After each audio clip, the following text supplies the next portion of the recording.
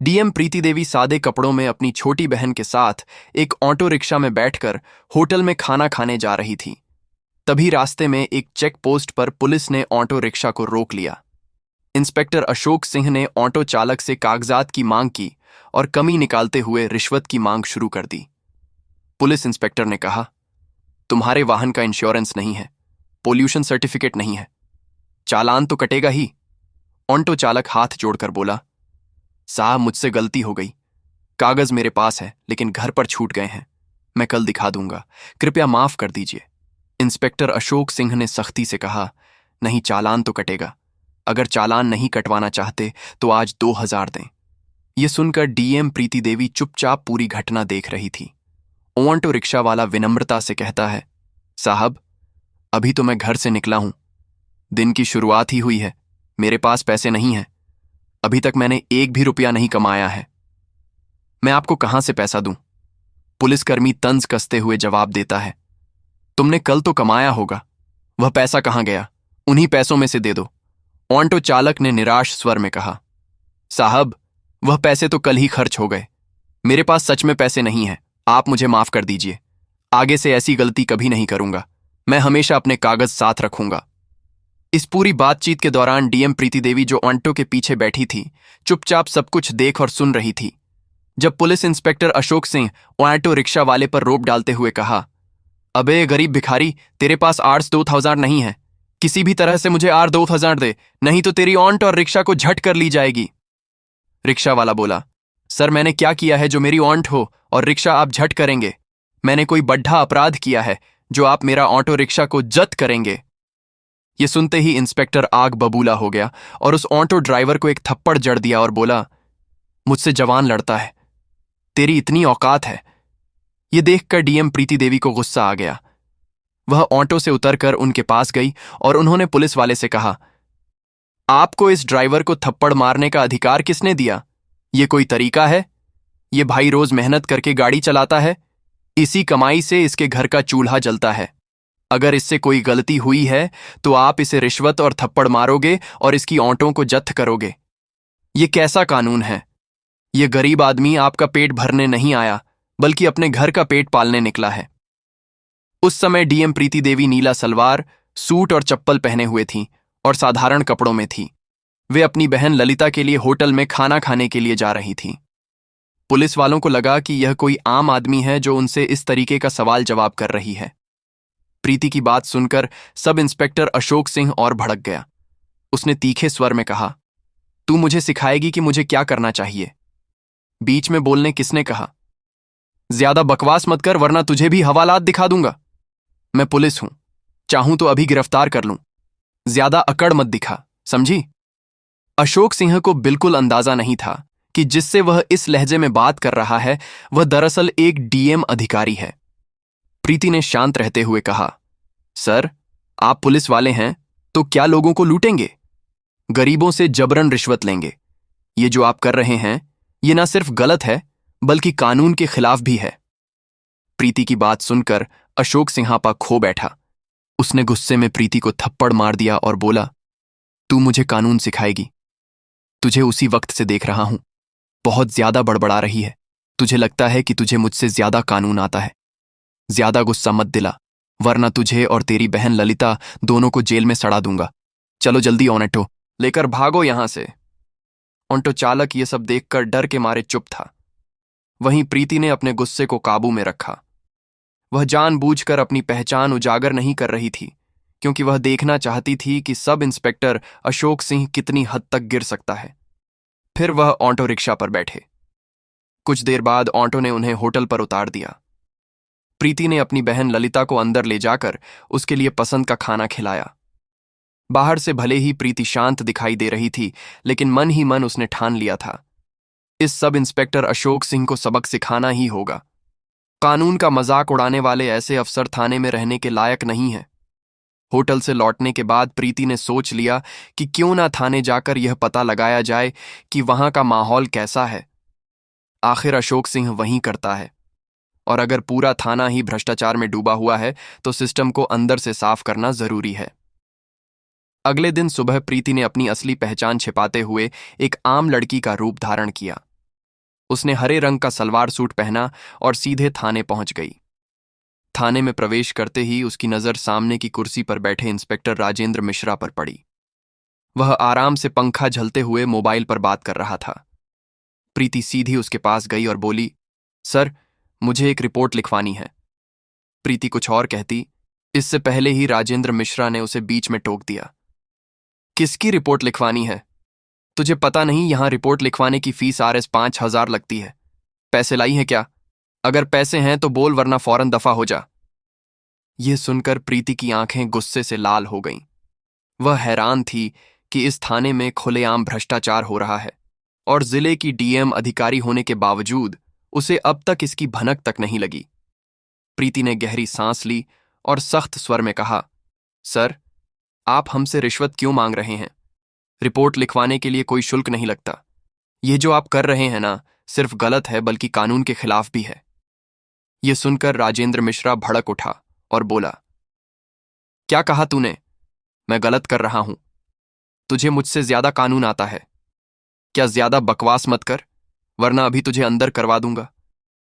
प्रीति समझ चुकी थी कि यह इंस्पेक्टर भी उसी रास्ते पर है जिस रास्ते पर अशोक सिंह था।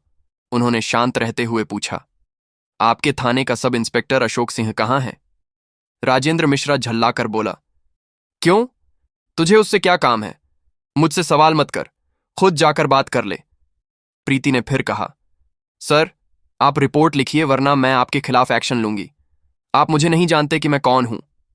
यह सुनकर राजेंद्र जोर से हंसा और बोला, तू मुझे धमका रही है?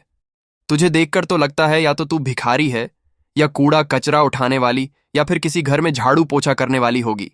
यहां रिपोर्ट नहीं लिखी जाएगी। अब निकल जा, वरना धक्के मारकर बाहर फेंकवा दूंगा। प्रीति ने खुद को कंट्रोल किया। वह समझ गई थी कि यह सब के सब उसी पानी से नहलाए हुए हैं जिस पानी से इंस्पेक्टर अशोक नहला है, और उन्होंने मन ही मन ठान लिया या इन्हें मजा छकाना ही पड़ेगा। लेकिन पहले मुझे इनकी पूरी करतूतों को देखना चाहिए। फिर वह थाने से बाहर निकलकर थोड़ी देर सोचा, फिर अपना मोबाइल निकाला और अपने अधिकारी IPS और IAS को फोन कर दिया कि इस थाने में मैं मौजूद हूं, आप लोग मेरी गाड़ी लेकर आओ। इतना कहकर वह दोबारा थाने में प्रवेश किया।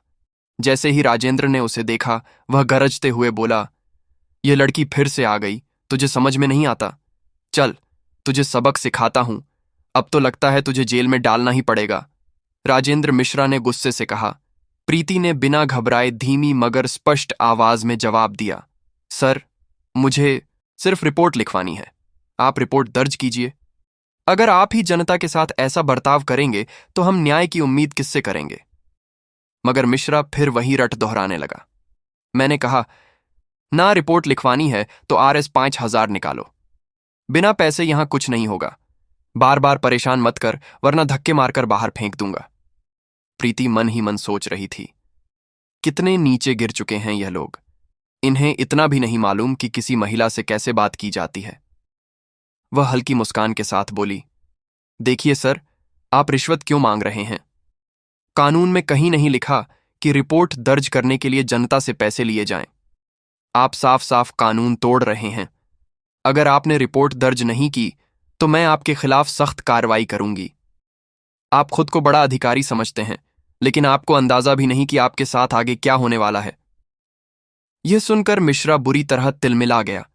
उसने 2 सिपाहियों को इशारा करते हुए आदेश दिया, इस लड़की को बाहर निकालो और सबक सिखाओ। ये ऐसे नहीं जाएगी। दोनों सिपाही प्रीति की ओर बढ़े ही थे हाथ पकड़ने को कि तभी थाने के दरवाजे से कड़क आवाज गूंजी, रुको। सबकी नजरें दरवाजे की तरफ घूम गई और वहां खड़े देखकर सभी दंग रह गए। अंदर आ चुके थे IAS और IPS अफसरों का दल जो DM प्रीति को बुलाने आया था। उनके पीछे कुछ और वरिष्ठ पुलिस अधिकारी भी थे। उनमें से एक ने गुस्से में राजेंद्र मिश्रा पर नजर डालते हुए कहा, बेहुदे इंस्पेक्टर छू, ये क्या कर रहे हो तुम्हारी? अब भी इसी वक्त वर्दी उतर जाएगी और जिंदगी भर जेल में सड़ी ढोगे। ये सुनते ही मिश्रा के हाथ पांव कांपने लगे, माथे से पसीना टपकने लगा। हकलाते हुए उसने सफाई देनी चाहिए, साहब, ये लड़की। लेकिन इससे पहले कि वह बात पूरी करता, प्रीति आगे बढ़ाई। उसका चेहरा अब और भी तेज और दृढ़ लग रहा था। वह गूंजती आवाज में बोली, चुप रहो मिश्रा, ये लड़की नहीं, मैं जिले की DM हूं और मैंने अपनी आंखों से देख लिया है कि यहां आम जनता के साथ कैसा व्यवहार किया जाता है। तुम्हें लगता है कि यह थाना तुम्हारी निजी जागीर है। अब समझ आएगा असली कानून क्या होता है। थाने का माहौल बदल चुका था। सिपाही एक दूसरे का मुंह देखने लगे। जिन दो सिपाहियों ने अभी अभी प्रीति को पकड़ने की कोशिश की थी, वे डर के मारे पीछे हट गए। आईएएस अधिकारी ने गुस्से में टेबल पर जोर से हाथ मारा और आदेश दिया, कांस्टेबल तुरंत इंस्पेक्टर मिश्रा को हिरासत में लो। अभी इसी वक्त एक क्षण की भी देरी बर्दाश्त नहीं होगी, वरना अंजाम तुम जानते हो। पूरा थाना सन्नाटे में डूब गया। जो मिश्रा कुछ देर पहले शेर की तरह दहाड़ रहा था, वही अब हाथ जोड़कर गिड़गिड़ा रहा था। वह प्रीति की तरफ देखकर रोते हुए बोला, मैडम, मुझसे गलती हो गई, एक मौका दीजिए, मेरी नौकरी चली जाएगी। लेकिन प्रीति की आंखों में जरा भी नरमी नहीं थी। उसने ठंडे और कठोर स्वर में कहा, गलती तब गलती होती है जब वह एक बार हो। तुम्हारा अपराध गलती नहीं, आदत है, और इसकी सजा तुम्हें मिलकर ही रहेगी। जनता की आवाज दबाना, कानून का मजाक उड़ाना और महिला का अपमान करना अपराध होता है, गलती नहीं। डीएम प्रीति कठोर शब्दों में अपने अधिकारी आईपीएस को बोली, इन्हें तुरंत के तुरंत सस्पेंड करो और उनके हाथों में हथकड़ियां लगाओ। यह सुनकर आईपीएस अधिकारी ने इशारा किया और दो सिपाही आगे बढ़कर इंस्पेक्टर राजेंद्र मिश्रा को हथकड़ी पहनाने लगे। थाना परिसर में मौजूद बाकी पुलिसकर्मी सर झुकाकर खड़े थे। जैसे ही मिश्रा को ले जाया गया, तभी थाने के दरवाजे से अचानक इंस्पेक्टर अशोक थाने के मेन गेट से अंदर आया। उसके चेहरे पर घबराहट थी, लेकिन वह हालत कुछ समझे बिना ही अंदर चला आया। जैसे ही उसने डीएम प्रीति को सामने खड़ा देखा, उसके होश उड़ गए और उसके चेहरे पर वही सीन घूम गया जब सड़क पर उसने ऑटो वालों का चालान काटते वक्त प्रीति को आम लड़की समझकर थप्पड़ जड़ दिया था। उसी दिन उसे लगा था कि बस एक मामूली वाक्य है, लेकिन आज वह समझ गया कि उसके सामने वही लड़की और उसके पीछे आईएएस, आईपीएस, बड़े बड़े अधिकारी क्यों खड़े हैं। उसके मन में चलने लगा कि मैंने जिसे थप्पड़ मारा था उसने डीएम ऑफिस में कंप्लेंट की होगी, इसीलिए अधिकारी यहां जांच पड़ताल करने के लिए आए हुए हैं। तभी इंस्पेक्टर अशोक बूंदबुदाते हुए कांपते आवाज में उन बड़े अधिकारी से बोला, सर, यह लड़की एक नंबर की लफंगी है। जब मैं एक ऑटो वाले का चालान काट रहा था तो यह मुझसे भिड़ डच गई और मुझे थप्पड़ मारने लगी। तो मैं इसे कुछ भला बुरा कहा तो यह डीएम ऑफिस में जाकर कंप्लेंट कर दी, जिससे आप लोगों ने यहां आकर राजेंद्र मिश्रा को गिरफ्तार कर लिया। बल्कि आप लोगों को इस लड़की को गिरफ्तार करना चाहिए था। यह बात सुनकर पुर थाने में सन्नाटे छा गए, मानो कुछ बड़ा होने वाला है। तभी आईपीएस अधिकारी गुस्से में एक एक थप्पड़ अशोक के गाल पर लगा दी और कड़क आवाज में बोले, इंस्पेक्टर अशोक, तुम हद में रहो। तुम जिनके बारे में बोल रहे हो, तुम नहीं जानते कि यह महिला कौन है। ये बातें सुनते ही इंस्पेक्टर अशोक की मानो दिल का दौरा पड़ गया हो। उसने कांपते और एकदम डरते हुए आवाज में बोला, सर, आप क्या बोल रहे हैं? आखिर यह मैडम है कौन? इससे पहले आईपीएस अधिकारी कुछ बोलना चाहा, तभी डीएम प्रीति ने उसकी तरफ सीधी नजरें डाल दी। उनकी आंखों में वही आग थी जो उस दिन सड़क पर थप्पड़ खाते वक्त दबी हुई थी। डीएम प्रीति तेज और गंभीर स्वर में बोली, याद है, वही थप्पड़ आज तुम्हें अपनी पूरी जिंदगी पर भारी पड़ने वाला है। इंस्पेक्टर अशोक, उस दिन तुमने सोचा होगा कि एक आम लड़की को नीचा दिखाकर तुम जीत गए, लेकिन असलियत यह है कि उस थप्पड़ ने मेरी आत्मा को नहीं, बल्कि तुम्हारे पूरे सिस्टम की गंदगी को उजागर कर दिया। तुमने सिर्फ मुझे नहीं मारा था, बल्कि उस जनता की आवाज को मारा था जो तुमसे न्याय की उम्मीद करती है। थाने के भीतर ऐसा सन्नाटा पसर गया मानो किसी ने सबकी आवाज छीन ली हो। अशोक का चेहरा पल भर में फीका पड़ गया था। होंठ कांप रहे थे, पर आवाज जैसे गले में ही अटक गई। तभी प्रीति ने गंभीर स्वर में कहा, आज मैं सिर्फ डीएम बनकर नहीं आई हूं, बल्कि उन तमाम लोगों की तरफ से खड़ी हूं जिन्हें तुम्हारे जैसे अफसर हर जगह बेइज्जत करते हैं, चाहे सड़क पर हो, थाने में या दफ्तर में। तुझे लगा था कि वर्दी पहन ली तो खुद को भगवान समझ सकता है, लेकिन आज तुझे पता चलेगा कि कानून सबके लिए बराबर है, पुलिस वालों के लिए भी। बस इतना कहकर प्रीति ने टेबल पर एक तगड़ा थप्पड़ मारा। डर के मारे सब चौंक गए और चिल्लाई, कांस्टेबल इंस्पेक्टर अशोक को गिरफ्तार करो, वर्दी उतारो और सस्पेंशन की रिपोर्ट अभी बनाओ। आईपीएस अफसर ने बिना एक सेकंड गंवाए इशारा किया। 2 सिपाही आगे बढ़े। अशोक के हाथ में हथकड़ी डाल दी। बेचारा बुरी तरह कांप रहा था। गिड़गिड़ा के बोला, मैडम प्लीज माफ कर दीजिए, गलती हो गई, मैं पहचान नहीं पाया था। लेकिन प्रीति ने उसकी बात बीच में काट दी। कानून किसी की पहचान नहीं पूछता। इंस्पेक्टर सबके लिए बराबर है। तेरी माफी से जनता का दर्द कम नहीं होगा। अब अदालत तय करेगी। पूरा थाना सुन रहा था। पहली बार सबके दिमाग में यह बात घर कर गई। अब इस जिले में जो भी जनता पर जुल्म करेगा, उसकी जगह सिर्फ सलाखों के पीछे है।